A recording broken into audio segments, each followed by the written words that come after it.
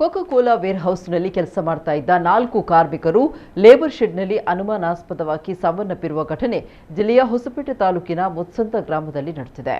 ಅಸ್ಸಾಂ ಮೂಲದ ಜಯಂತ್ ಸಿಂಧೆ, ನರೇಂದ್ರನಾಥ್, ಡಾಕ್ಟರ್ ಟ್ರೇಡ್, ಧನಂಜತ್ ಟೇಡ್ ಮೃತಪಟ್ಟ ಕಾರ್ಮಿಕರು ಇವರು ರಾತ್ರಿ ವೇಳೆ ಶೆಡ್ನ ಕಿಟಕಿಗಳನ್ನು ಸಂಪೂರ್ಣವಾಗಿ ಮುಚ್ಚಿಕೊಂಡು ಅಡಿಗೆ ಮಾಡಿದ್ರು ಎನ್ನಲಾಗಿದೆ. ಅದರ ಪರಿಣಾಮವಾಗಿ ಮುಂಜಾನೆ ಉಸಿರುಗಟ್ಟಿ ಸಾವನ್ನಪ್ಪಿದ್ದಾರೆ ಅಂತ ಶಂಕೆ ವ್ಯಕ್ತವಾಗಿದೆ.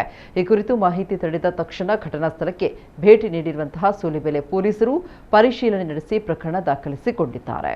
ಸಾವಿಗೆ ನಿಖರ ಕಾರಣ ಇನ್ನೂ ತಿಳಿದು ಬಂದಿಲ್ಲ.